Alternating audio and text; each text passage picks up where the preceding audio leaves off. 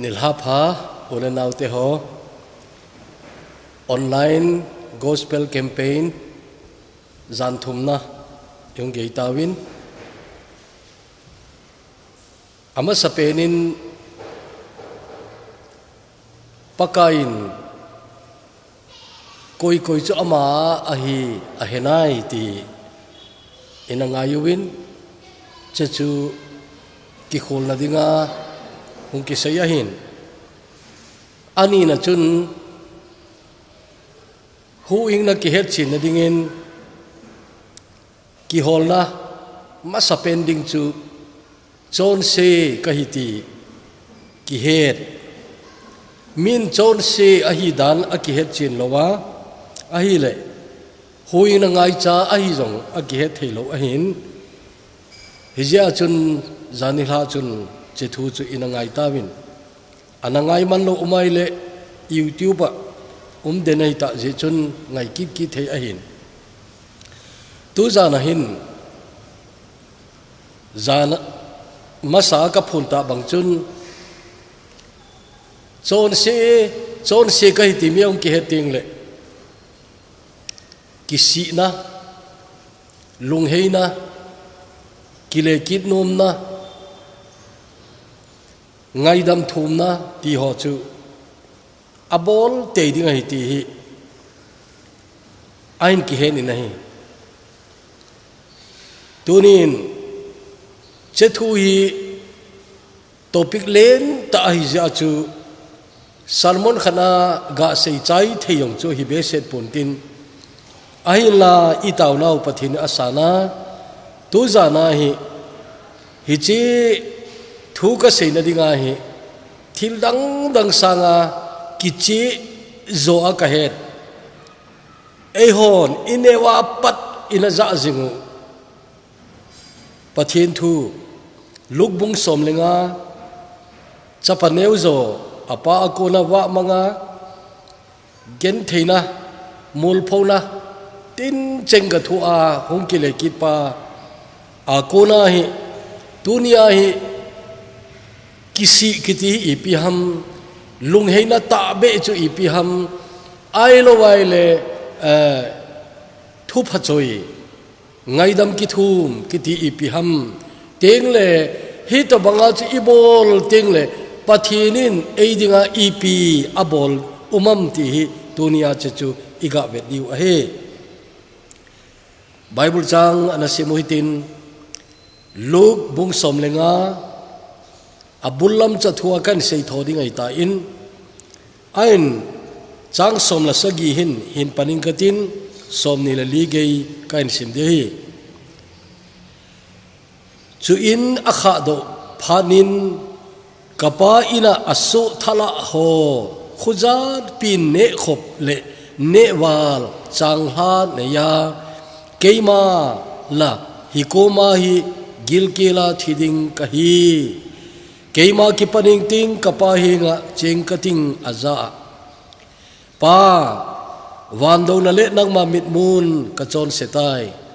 na chapa ti hoi ka hi tapui na so thala ho khat bangin nei simin gatinge ati chinama ki panin apa hinga ahung tai ain amagam lata geina lain apa namun alunga sen hai zelin angonga achun achop chu zengin hi china chapa chuna pa za he pa keima wando na le nangma min muwa kachon setai na chapa ti hoi jong kai tapoi atin ai vai apan asu ho za pon phapenta galado loyun silpi un chule khut zem akhuna bu pi un chule keng chot se pi un chule bong no kiwa thau chu hinlawin lang thanun chule neu hitin nom satain umuhite ije inem itile kachapa athisa hingki dahin amangsa kimukid ahi ati chuin nop abol pan tawe pathina thu thing bon chawa dingin phathei ebu pitawen taute hepa lungse them pathin nangma nalung nat na pen nalung kham na pen chu nanga ko na mihem te wa mang hi ahi in aung kile ki ding nga a chu nang ma umjing na hi ti che thu sima ko na hi kain vet diu ahin Bible pa cha teni thu sim ki sei mai ahi pu in kain her chin ti ngule keile ka pa pathe kanawa mang sansa thu sim ahi bo bin hi ka kisia akom ka kile ki te le ei na ngai dam na thu sim ahi bo be ti mi na her chin te ngule he che thu simi angai ma zeng na hi he je chun tu ni che hi ka thu simu anahi sa zo se chun hi che pakai ka de nau chun lo ahin ai wangin che he che nai lo chun pakai athu simi ne wa pat za jing sa hi jong le chu ti ta ma hon ama ho tum ta adinga chun kila thelo ai je chun ki pa na i ma cha pe poi he to bang mi ho chu tu ni nangin ki ho pi din kaung ta na hi he le chun o wan ka pau pathin he che thuwa ko na hi sei do dinga poimo zo se sei do thei dingin lung se tai nang man keima tu ni hin asum ko na hin mangki na hita chu na sei nom sei do na hin mangki din tin pakai je suminin kaung tawe amen hiche lukbung som lenga a story ki mu hi thu sim ki mu hi hitina na ti win hi the greatest story ever told the greatest story ever told na the greatest short story atun short ati aje chu thu simi chom chai a chom wanga hi a hop saudan dan hi pathina kona wa mangna pana mol phona mun vo kombul gal hunna chejawa chunu lung heya kisia kapalo ngal kapa pathen lo ngal ei ngai lu de umpoi ti minan her chen te long kile ki naw he che thu sim che je in alampia south he jing nei ai wan ipakain che hi chom cha in ana sein che ya chu the most beautiful short story ever told the greatest short story ever told ana ki ti ji nei he che veleu chin na chan na mu ding hi chapaneu zapa akuna hin na chan na thu sim na mu di chapaneu zon iati le apa ko ma go cho ga thum jing ham itiai le pa thu nei na kuna zalen no ma hi au pa mi pon thole mi tai mata pa in atai mo na ogin hole iche insuwa ki discipline na ki control na insuwa kona zalen nom hidinga hin hije chun cha kharin abolinga kilom lo hel gabolin che chui pyami tile apa koma ka go chanding nei pin agati nahi go chandi hoppi kiti mi pan aman no phat aboling do la hin achapan agathum ding hilowe hijong le che chapaneu zo hin che chu aboli nei aji ipedem itele zalen no mai pa ko na zalen no tulai khang tha tam ta le chapang tam ta problem chi piam tile parental authority nu le pan achunga thu anei naw nu le pan achunga vai hom naw hi deilowa sangnom lo ai lo ngai nom lo ba ta chu nu le pa ko na zalen no tulai atamata mahin chechu cheya hi ipakai ji sun asei chapaneu zopa hin anabol chu ai ta nei aila pan jong min don ta adot ta aile athum ta aile pi lo the ei puin e chana peta nei apa in cha pe do la ya jong chun alung thimin na le in te ti che her sai aje che to banga go tamta akhuna choi dinga chu akum jo hing lai pon alung thim jo pil hing lai pon na ipia galo dem tio cho apan ngai to lo thei lo ding ai ai la chapaneu jo chen ki phalam lo yelin che chu ai la in gam la ta ache ta yati nahi aban se simleu chin ahoi khacha hungum taloi abo ni la ki chomin ati chuna heta chun khol gam la ta achen chu inaman chu koma chun anei ching si chu kinom sa na na sumang zong ta na heti nai amao khanga zong hi kinom sa theina khopi chu te ding ai tulai chu ito bang kho cha tamin khopi cha tamin Europe ga ma zong atamin Asia zong atami Thailand iti ho Pattaya iti ho kinom sa na hin kho mangnom hon chegam chu azot no hi adang dang seiding tuni in chu thil tu bai pun ka seinom penta chu a di dan chu na he thim na diwa kain ti ai hi chu nom ta in kinom sa nan asum chu ain mangta nahi ahung lun kit phana a upa alung hang ma apa ko ma seya hi chen na chapa noti hola na nei zo se sumang pa ati hi ango hilding ginchan ong pu nei pathene lo mem khat kiti chun sumi anei paule kinom sa na mandinga chu avet le ai kana seiji ahin ama zong mi omdem ka hepun Amy te mong dangka zakhat ineules zumun to zupung to ibet bewa sangkhat ineule numei to ibet bewa anumei la sum au umpole hito banga chu dei deya kipui mang thei yong chu umkit na lai igamu hi hiche thu sim hoi to akiba alona I macha tapu nei ain kinom sa na gamang kiti chu aman zeng tina ai ta in na nom ta aman ai ta in a kham teng wang la sumi it chalo di ga hin kile sa na le kilo pi sa na chun asum chu chi zung mai di hin numei iza to ki wa bham I he po we ano le gole pai iza pasal iza to ki wa hi wam I he po we asumi iza nin anne khom pi wam ti yong I he po we ai wa nga chu hung la sampan ta ai aul ha samta in aul ha sampana chun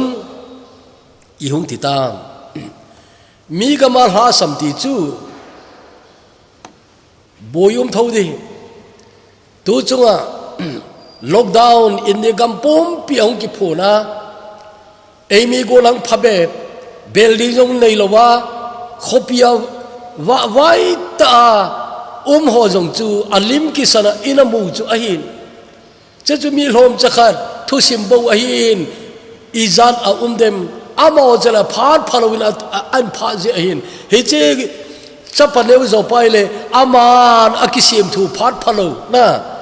aman akisim thu phat phalo chun an pha ahin tunin na he te ding I he te ding I dei chu pathen na he lo le phat phalo kiti tua coronavirus a pandemic lockdown iti ho hilo nangin nake sim do phat phalo jong chu dinga he che chu he che lockdown ki pat masanga he che pandemic ho masanga mitam ta hin kho che ta nai tu lai ta ba chu I thu hi lo wano le se pompia he che hi se boy tai nei pha ta ja chu phat phalo iman lai to hin ai ba tu ni ken ka sei nom chu nangin nakisim do ai lo nangin naki hol do phat phalo I to bang nanaman ji he to bang phat phalo chu tu na lai ta ham tio ikingai to ngai he chu che chapawa mang hi he che phat phalo chun ain phatan che chu amana ki hol do ai in aman akisim do chu ai abani bedale alung dong he jengin koi ki beldi lo he aje chu koi machan gol hang pi chu tibukim hikin nalai che chu khut ga do jong le koi machan ape lo di pi mala min an ho sikin nalai di we mia bang khatun midu da lo wa ana koi diu ana vo lo jong nalai ki dingai je chun khut do ding ti wang chu agopoi ti chu kimu ne ai wangin ahe thei khama cha lam pi de ki hol se piam itiale mi hau ta khat agabeli nahi ala che mi hau pa jong hi lungsin na nei lo hi te yin tin je chun o nagila kile anne masala teng le lo lama na to ding ka nei nai wo an ga pen ti ding hile kilom ta ai wanga chu ana pe ti jong akimu poi lungsen na nei lo hiding ai tulai igama jong hito bang chu akitame lungsen na nei lo mi lungkham mi gen thei kiti lungsen na nei lo again na hung da di mai yong dei lo kiti mi atam na lai hije chun chepa jong hi hito bang mi khat chu agamu in ana chepa hi apana ta khat chu ana to ding employment ti ute ana to ding na pi nei wo an pedingin hete chun wo an pedingin achita nai ngai tu le chunu tunin ei ngai lu apa ko ma ko na wa mang kiti ama ngai lu pe na ko na wa mang kiti chun ama ngai lu di koi macha mu ta pu in hije chun lolam agal hun chun wo an de ho chu agapi nei wo an de ho chu agapi in I Bible ajo phata kisu nahi avo wading in alolam asolin ahi chu in vo ne I maho chu ne a oi wading ago he jengin koiman ape poi ati chona vo an lom du chat kiti wang chu kela thi thei ai ta nahi ai chu tilai ta chun chepa hi awang pha ti taute awang pha e ipi mu wa azawai simnal chun hin paninge chang som le sagi che simaile akha do phanin ti cha yong mi nei akha do phanin thil khanang mutane kapaina su thala ho khuzat pin ne khop ne wal changha ne ya keima la hikoma gilkila thiding kahi ati chu hikoma gilkila thiding kai akha do a ai gel do masa pen che chui mehem khat dinga ain kho thil so dinga chu apoi mo ma jing chu kha do a he dunia akhang do long mi kitamai mehem khat kiti chu pha chom cha hi jong le I chan ham khat asaw jong chom jong nu le pa thu ngai lo phar chu khang dong hi lai chun ina mangu nei to bang khang chu ai la akhang do vai mama chu mi su ai win akhang do gei chu mi su talo ai win ai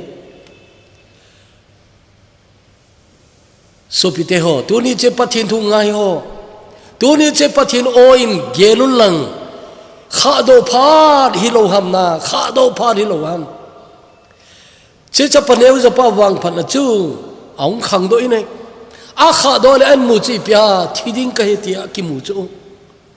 he jon ken le khabua jong kana sunin hin nadinga hagawa hin nadinga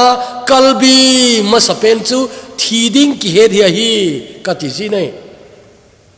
lekha jong na le sin do tau ka ging chai mundang ayo che ka sei sa hi che poi noi na hi je chun turi na heading chu hin nadinga kalbi poimo pen le ama sa pen chu ipiham itile thiding ki he dia hi keila hiko mahi thiding kahitai ain ti nei he che chu mi yong ki he ting le ki ge ha na khat te he che chapaneu zoi ipiang ki ge ha na aniyam itiele hitin ong ki ge ha nai ki paning ting kapa henga ching ting atinai kapa henga che ki tange ki paning ting kapa henga che ki tange che chu ki ge ha na ki ti chui thulu na ti theyong ai decision ti theyong ai na he che ki ge ha na ki ti na he ding na mel chi ding ka dei chu he to bang ki ge ha na ki ti nang khela min abol thei lo nang ding amina bol pe thei lo suma mi na go ya bol sa thei jong hi lo namang lama na bol thei jong hi lo na he lo ka na bol thei jong hi lo nang ma mo na bol ding phata na lung na gela phata tua ka din muni hita ka chi pai ya ka kile kilo wale ka thi dinga iti nang ma mong nang ki gel doa hicha ko na ki gel ha na keima ki patange ki pan ta nge che vo kong buli dal hata nge te nang ma mong mong nang ki pat do na che chu ngai ki gel hana an ne ti chi mu wi nei ana ki gel hana te chu lung thima bo wai na lai na lung thima bo wai na lai na lung thima na gel chu ata bol ngai ta he ata na bol wale lung thima gel mai maya chu hi thei lo we he chun che chapawa mangpa hin an gel khu ata an bol ta nahi che chu imu we ki pa da chu ana we wo chu in ama akipanin apa henga ahung tai na apa henga ahung tai ti chu che chu le vo kong bul an da ha ngai tai vo kong bul da ha lo wa chu koi ma pa kom ahung ngai poi ti tu ni heu ti kalung mina na ngai tu the khan ome ke yong kalung mina ta ka ngai tu chu apa kom lam anai pole vo kong bul chu gam la tul jeng he vo kong bul andal ha to ka se chu apa heng lam azon thei poi na he chun apa kom anai pole vo kong bul chu gam lai tai tu ni mitam ta in ko isu cha thei ta lo na ipiam ti le pa kom ki le ki dil nom ai wa vo kong bul dal ha nom lo vo kong bul dal ha nom lo wa chu pa kom lung ngai lo di nai pa them ngai dam na chan na dinga chun na vo kong bul dal ha ding na phal theng ngai ai it nguya kol cha puma chu hi thei lo ding he che su mil daw te he che gel do jing te vo kong bul dal halloween kamol phau namun ka gil kel namun ka za cha namun he che mun chu ka da ha lo wai le ka pa kom hlung lo di kai ti ngai tu itin hi chun ipa kom lam zon ding in tunin ikiti mu ne aung ki pa do inai akipa do ai le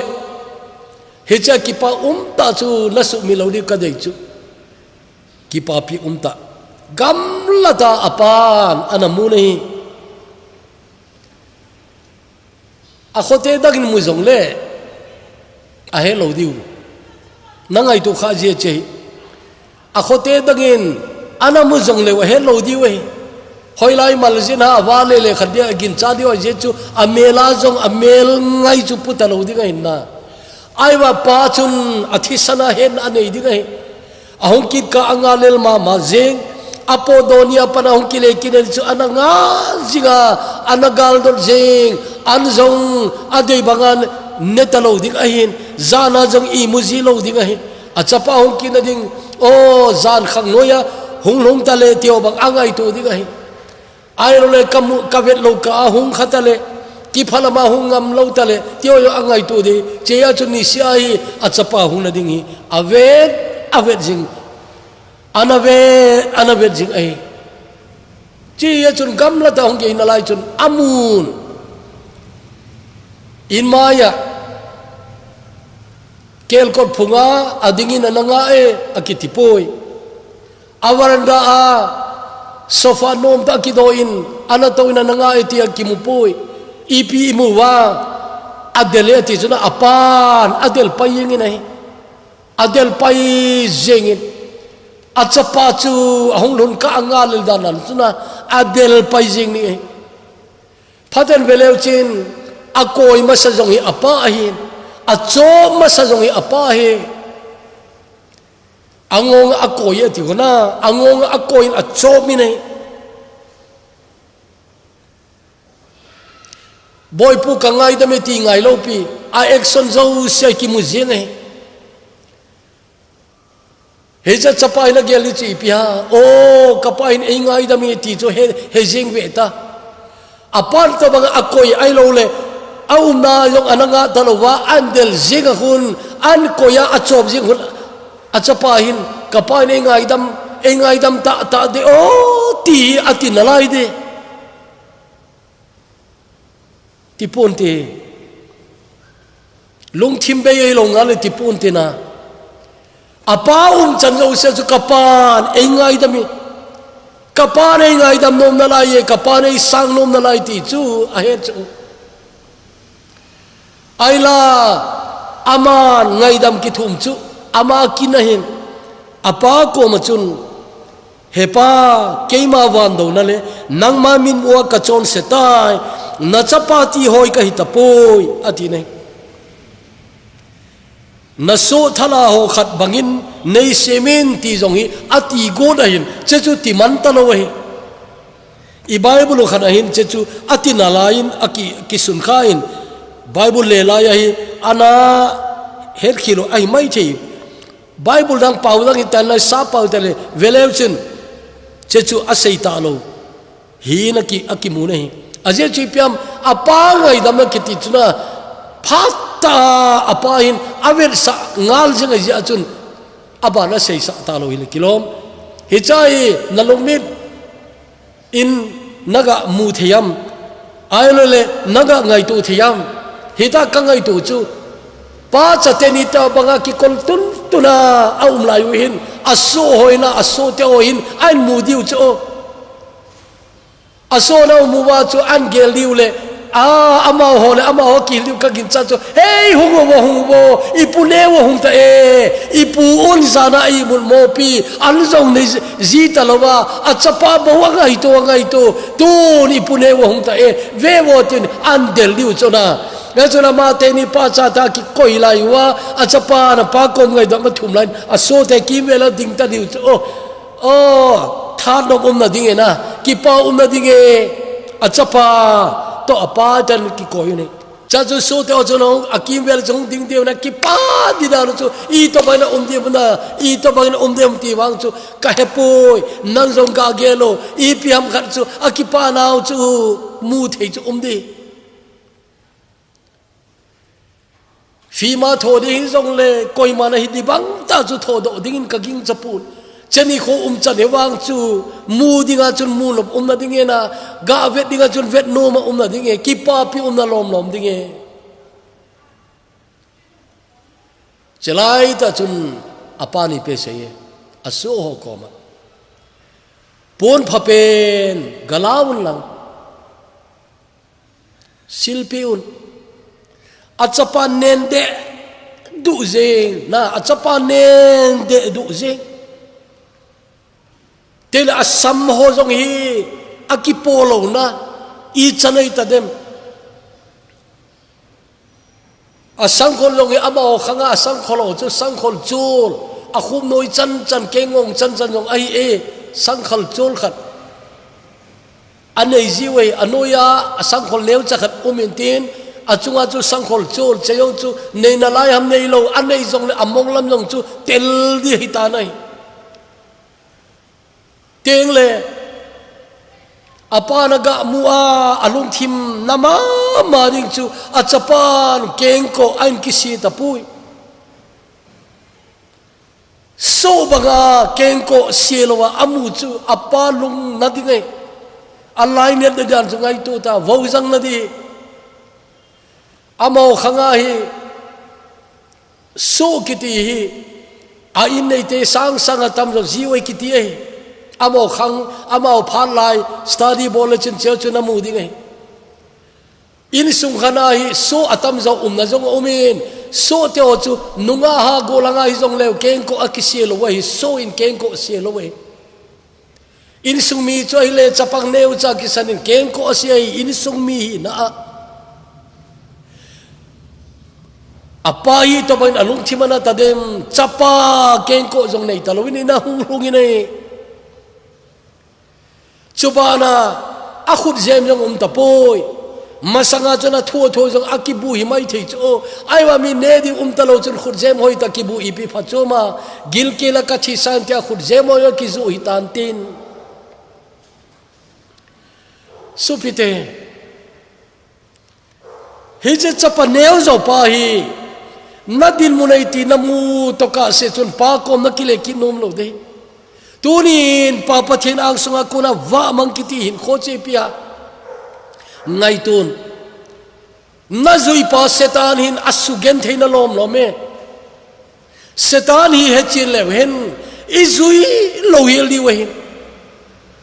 setan hi hechin ute che hi che salmon kan zeb lu nong ki nalai ne chapawa mang pa jong hi ta banga chun angai tu na chu setanin athuzo setanin athunun in lung thimai ja chun pa kom nom lo na acham chama ama thu thu theina koi ma cha thunoi lo na iya kai ka thu thu ti no ma munain tuni nang jong na thu thu na wa mang na I to bang umam tuni ngai tun satan ka zui mang jeng kiti na hun na ding chu vo kong bulai na hun na ding chu vo kong bulai ka ngai tu ji ting le che pa jong hi ngai dam ai na ho to isim ho mu ai ta ja chu chu ti lom no mai lai chu na lo mai ai wanga che ma sang thu mai mai chi ngai to le wang chu lai nan u mai sang khol tel de dua keng ko kisi lo wa khut jem ki bu ta lo wa asam long ki po nam ti ta lo iya ka ya mel si nei satan git lo dan hi na zui sot pole na mel se che che tin na zui sot pole mol pho che che na tin na zui sot pole vo kong bula lung kham na zo se mol pho na zo se naga thu ding ai tuni pathina kona wa amang pathin kom nai nom lo leise nop sa na kamange ti oi tunin leise nop sa na itapoi khamna thei bolo iwet tele lukset chom samu e gen thei dan danuna gen thei dan danui ai lo zon thang hoina ki peloi jong mol phona ai lo ipi pi ha sana tam ta ken ka sei di yong chu detail ka hepoi ai wanga velechun mol phona jong a khon khe kiti jong chu lungui satan hi isu min lo hel divin repeat ga boluti satan hi gilo hi gilo tengle mi thang set han mi eng se tuni mi tam ta tu chana gospel izana khochan pi ta na pen tha thu jong inzana khochan pi ta ke ma jong ki lut ji ai wanga tunin wanoi le se nop sana mi tam ta umi ipijam tele setan kitipan apui mang nahin a het chin lo khat umichu setan hi mi eng se ngai dam na chan na pathin chak nai dikiti setanin thang se aje chipya setanin thil khar het chin chu che chu iti kisi jongle iti kisi jongle ngai dam chang ta lo ti ama ki he wana ko na hong kino ha pathin chu se hon avel vela se sa wai wana ko na hong kino ha wana chu pathin sang ta ko yahin ai ba sang che ade ja chu pathin chunga hel na ein bol jong kinol hai kiti ai hije chun akino do sa kiti lut kitalo de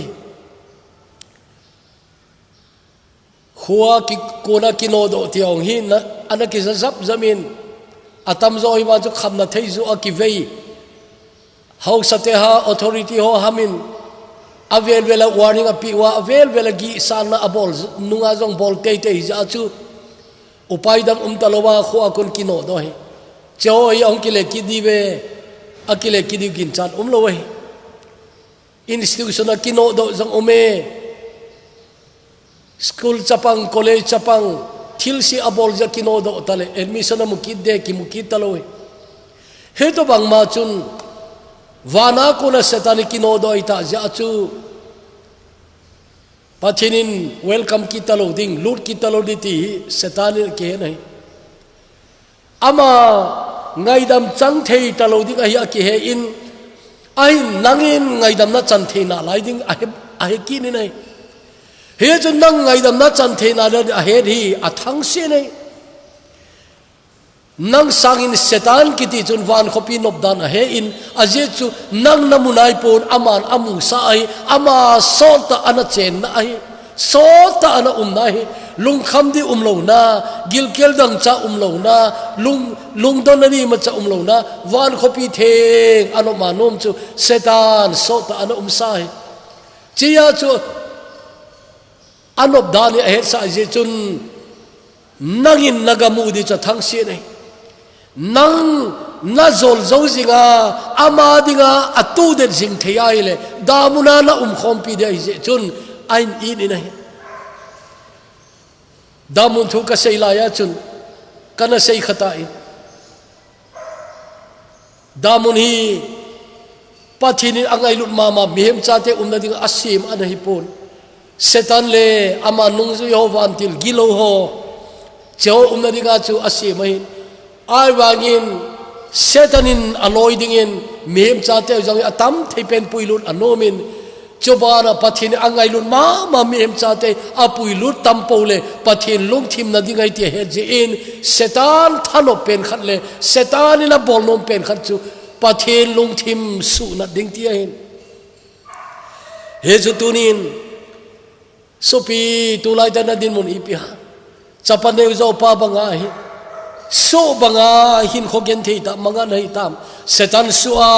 lengwai ta uma nane di zo mu zo lo wa na hi ham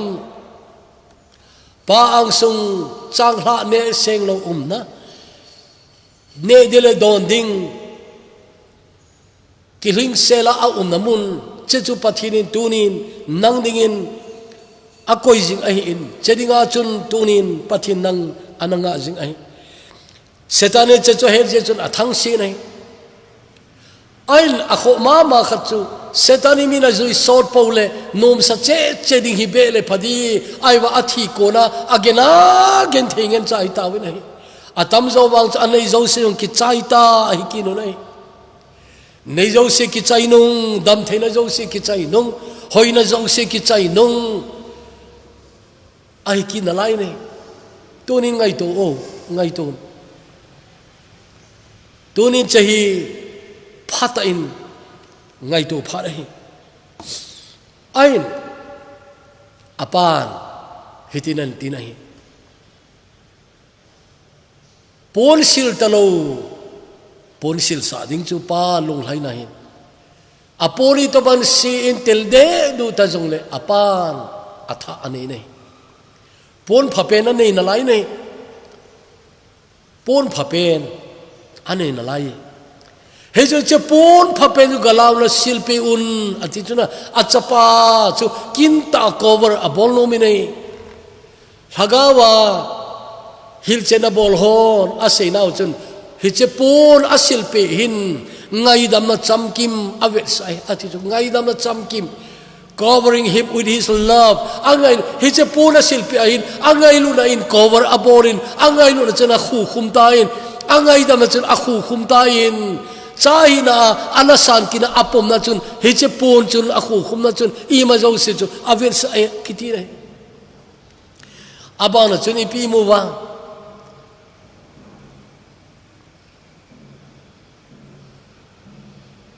kengko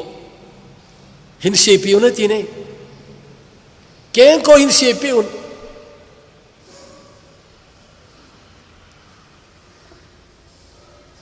setan suwa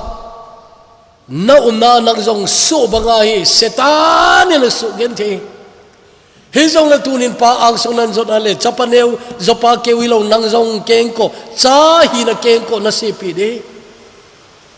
cha hi na kengko na sepi de teng le khut je mati ne khut je mi ti chu thu nei na in sung mi hi na thu nei na jong avel sai ati jiu ne achapa khuna khut je nidanga adai ta achapa na bu pe khut je mo chu taloi je chun cho chapa na vet le ave zo pu ne alai na nei che chun khut je no in sepi una ti nei abani veleu chun thanop khat na la ye bong no ki wa thau sin kayun lang hin lau lang thanun na ki pa ta neute cheni chu chapa neu zo ki le ki na jala chan in sunga barakhana golwana in sa in lang yong kowin tin aso te zo se to he to bang chun golwana lo pi ta mai ta ding a hi vewo tu ni che thil khat ki pa ta khat tu ni nang man nain kho ong ki khela pa ngai dam na chana Krista hin nan ne ya mi peng tha nong hi teng le na in sunga jong ki pa na ta ding hi na in sunga an ne jong tui ta ding hi tu ni in sung tam ta hi pa du da lo ja an kong phung ki ti oi mil hilo na bo ai in an kong phung ki ton ki pa na po na hi ai le chapadu da lo ja an kong phung oi ki pa na po na hi ai wa nga Krista nai ne ya hin khotha nai nei teng le na an kong jong ki pa na an kong hi tan ten na in sung jong ki pa na ngel cha hi ta ding hi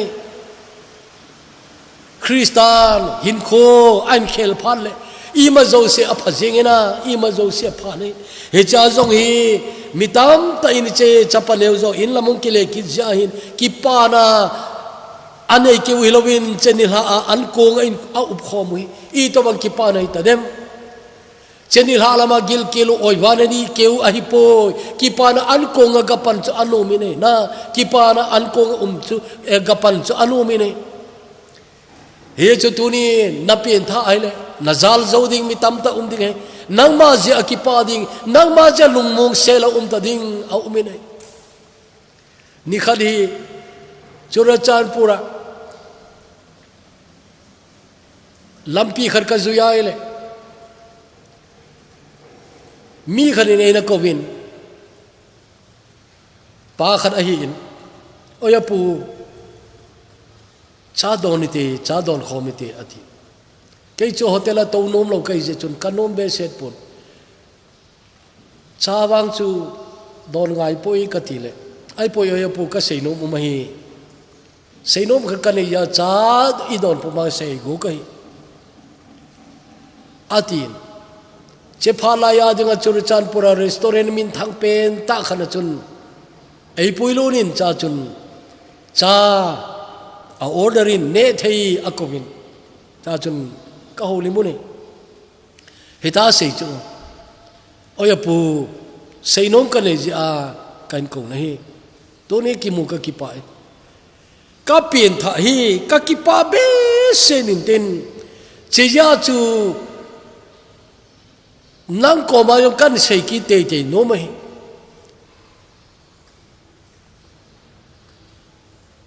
câu biển thọ dấu hình cả cha tên ở thế ngồi thì chú cha tên nếu là lại cho xây đàn chú na cả cha tên hình coi mà cha các cô mà ngâm lộc school ki khena homong ana bolu chechu in ka hul la man homong chayule kholai langa gei jengu ka ko ma koi ma cha nom lo ka han se ka phoding I pio cha her sangin wai ja chu ina nom lo ai be ne Keimin mozia kacate ai ngai loi ka henai ai wangin kalung thi mana kacate lom ka koma nom lo kalung thi mana thu ti chu awan kong pin tha phajon boite turwang nei ki chata hi un ka ping tha tai tiangai poi ti chu kacate na hebe ti chu na kain khong ki khel chu kacate na he jingun he cha tu lai kacate ai ngai dan chu ka ang sung ya ki chu wai mai ti chu na he cha chate neu ding ka gin cha na chu che chu hi na chate kumiza jati ka dong poi cheni chun ai wa kalung thima cha chate neu na lai dikati ai chu ka ang su a ki chuwin he ta chu ai bo sau jiwin pa khat dinga I chaten khubanga ai ngai chu I tinobitam he chu ka pin than agai nidanga ka ji ka vo ting le ka vo zo le ka ki si jin ai wangin aphat kharo him teng le ka vo ki thowin ka ki si ji ma jing ai wa vo ki tho tun chu ka ji vo tapong eti ngai to jong ngai poi ki gel ha khel ngai poi Krista ka nei ta je chun ka in nei pi ka ve nai le ka lunga se in vo di mong menin ka mu ta poi ati chuna ka in nei pi mai chang ka vet le vo di mong mel ka mu ta pon ka ngai lun ka lung se in heje chun tunin tu lai chu keo in sung hi ki pa na ngel cha lagau zala pathen lagau pin zala chun ki pa na ai in che ya chun hepa oyapu he che na het kanomin kan sei pe ti chu ka ki pa na lom le cha koi madang sei ngai lo na to a sei se chu mi da sei na ve ta koi madang sei ngai lo a sei do khan ve ta che chi pi ha hepa keidin wang wangam kiti chu lo zong la phase tai wangam an ki ding a hina lai na ati chu na akipa dan chu van gam lo zong le keidin wang apa setai atine ngai tu thi chenia bong no ki wa thau ki thatna ki ne khoma ki pan an kung au mi ni khat ni la khat thu bo chu ai wanga che in sungi to baina nom ta dem ti chu ngai tu the en tunin eo gama jong che thil aina lain gospel zala na gospel zala mi loi khat wang hi pathian ain mu wai le mi dang tam ta dinga hin khong ki mang ki nu chu a chai lang che chu ka ga sei no min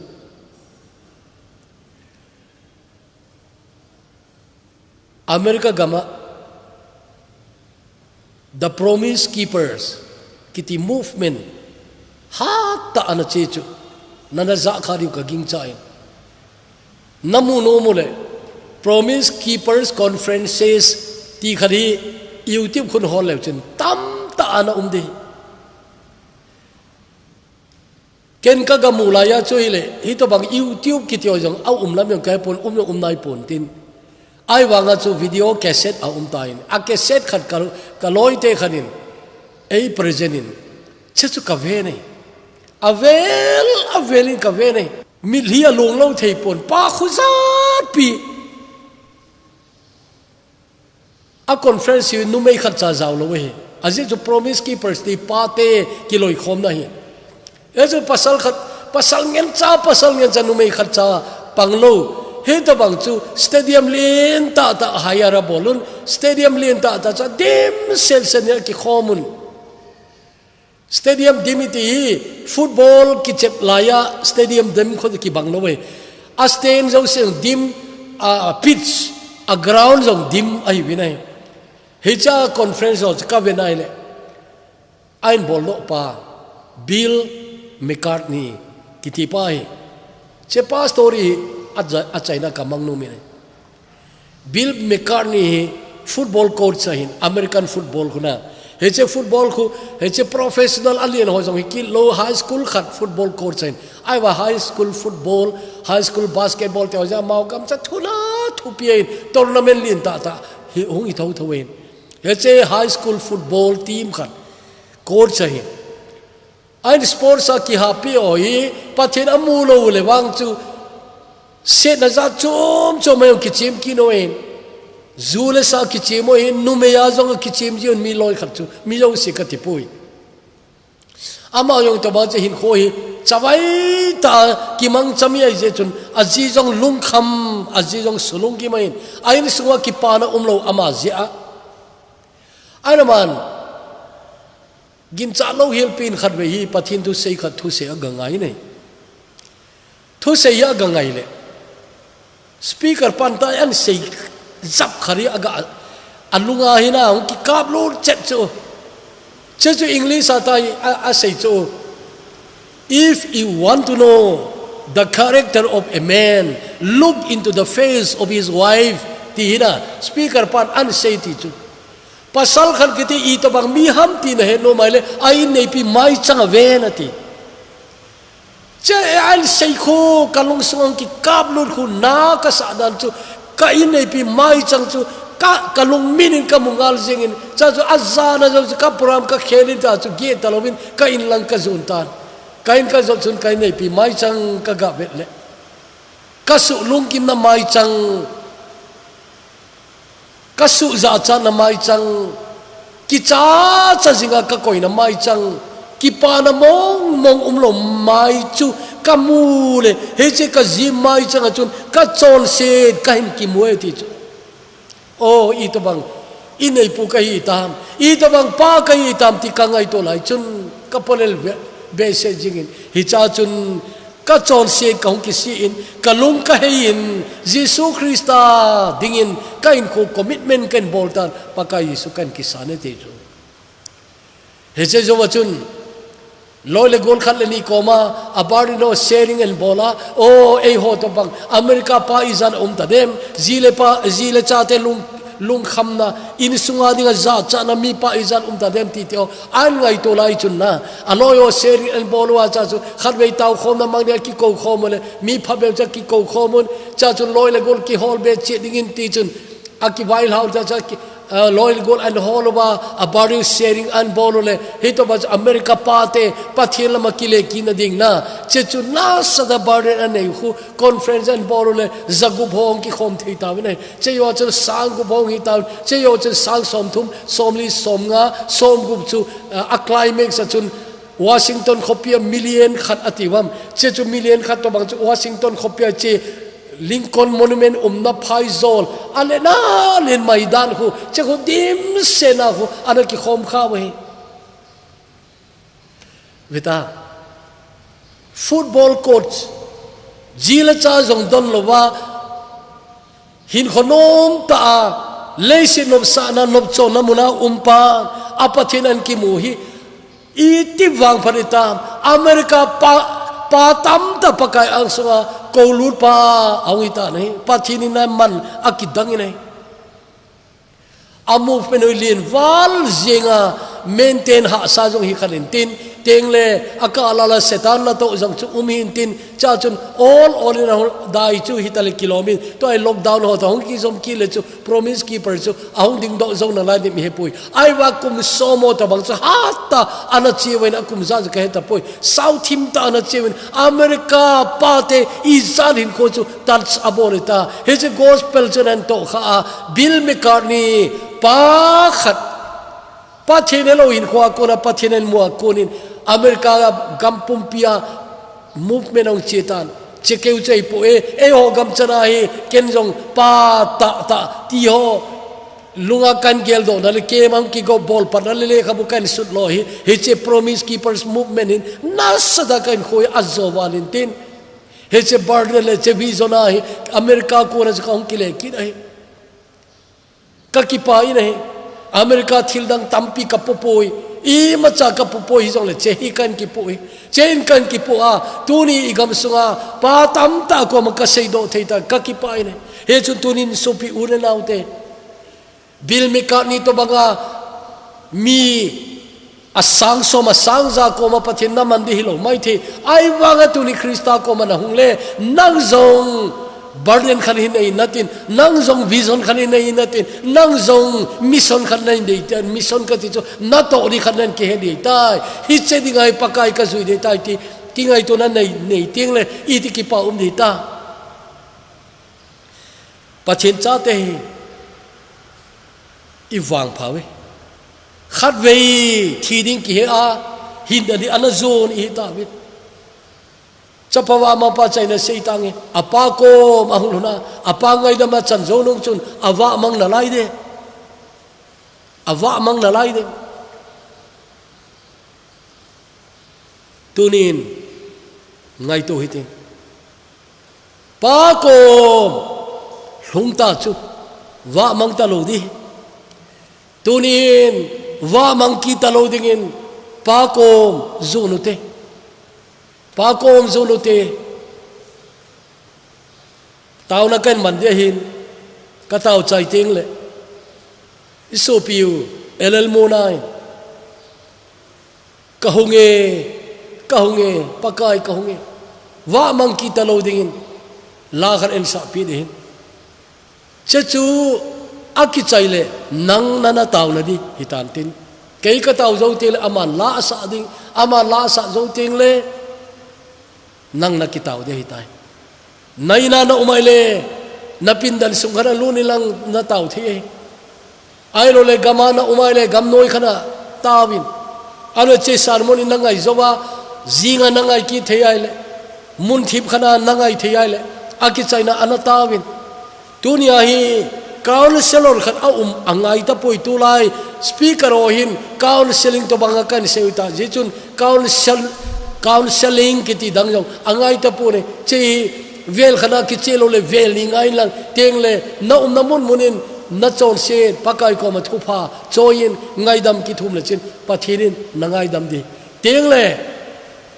zalena adi ta pa ki mutanatin pa pathin ang sunga zalena anumi nei pa ako na wa mang zalen na anong poy vo kong bola hungziwe pa ang sunga zalen na ile ama to ni tin ki vop tading ama thunga ya ama dei bola hin kho iman ding he che chu le chu tu ni hin e cho namuai le nakipa na ti chu tun sor ading hong hi tading ai tawte he pa lu se them pathin he che cha paneu zo pa thu sim hi newa par kana za jing hi e he jong le tunin atha be apakai ka ko mo thu seina naman ki jalu na ko ma ki pa thu kan sei nei pakai nang lo na chun zum le zana au umin nang ka dal hawai le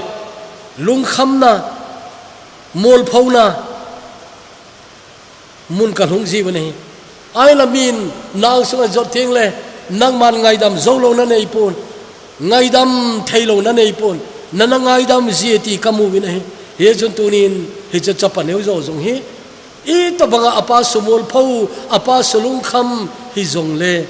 au ki le ki kirin apan angai dam ti chu kamu bin tunin kapakai jisun hi che thu na sei la ya hi koi madang thu sim sei nom ai po ni he che pa cha teni mai thu sim sei go ai po ni o ke ho le ka kadal ha u pa pathen ki ka thui kamu chen te te di adei a ana sei hi a hi ti ka sei zo te ne pakai tuni luk se tain cha ko ni nangin nei ki ho pi nai don bu thei che ni nang man nei ki thu pi nin ka tau nei ka so pi u ngai lu ta monain la en sa di ngai pakai che yo tieng le che thu ngai te le la ngai zo zo te hon nakoma ngai dam an ki thu moi le nangin anangai pe ding na hi in he che taw na kisi na lung he na taw na chunang man ana zading na hin anangai pe ding na hin teng le ana sound ni nai ti kata san ji in nakoma ki pa thu ka se lung se them pa the lung se ta in pakai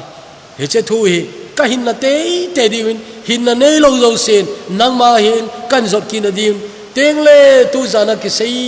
ka sei na ka cover kha lo hi zong le koi zong le na cha hi na achan nunga anawa mang kha zong le che ho dinga zong ki le ki na din nang man mang cha din tin pakai ji suminin katawi na hi amen ale so pite tun la ingai di wahin chema sanga thil kan sei nom chu e tu chung sermon ho a hi anunga banner chu velew chun keima phone number dinga hin he je ka contact number chu email chi unlang he je sermon zanma sa ingai tawin tu zan kati chu zanma sa zan ingai tawin tu zan ingai kinun thum ingai tawin tele ni om na lain che chu ingai di wahin cha sermon khat khana hi zong le pathin nang ma na ke hopina nakipana na phulnom aum le ai lo le ipiha nakipana tauna kana hudingam ai lo le panpi na ngai chat na tauna kana hudam aum zong le che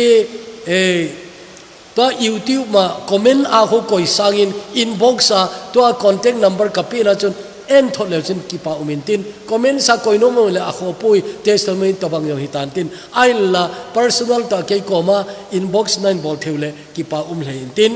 che chu in tin tun isu piu ll mo 9 la khat en sa ding ai ka hunge ti la anangai uti